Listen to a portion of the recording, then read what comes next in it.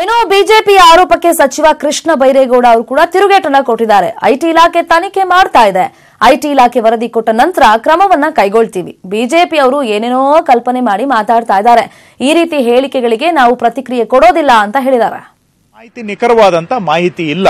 ಬಹುಶಃ ತನಿಖೆ ಅವರೇನಾದ್ರೂ ಒಂದು ವರದಿಯನ್ನ ಕೊಟ್ರೆ ಅದರಲ್ಲಿ ಯಾರು ತಪ್ಪು ಮಾಡಿದ್ದಾರೆ ಅಂತ ನಾವು ಮಾತಾಡಬಹುದು. ಯಾರಿಂದ ಆಗಿದೆ, ಯಾರು ಮಾಡಿದ್ದಾರೆ, ಆವಾಗ ಪ್ರಶ್ನೆ ಉದ್ಭವಿಸ್ತದೆ.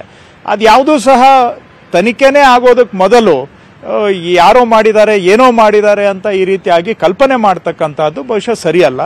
ಯಾರು ತಪ್ಪು ಮಾಡಿದ್ರೆ ಅವ್ರ ಮೇಲೆ ತನಿಖಾ ಸಂಸ್ಥೆ ಐಟಿ ಅವರೆಗೂ ಎಲ್ಲ ಕಾನೂನಿದೆ, ಕ್ರಮ ತಗೊಳ್ತಾರೆ.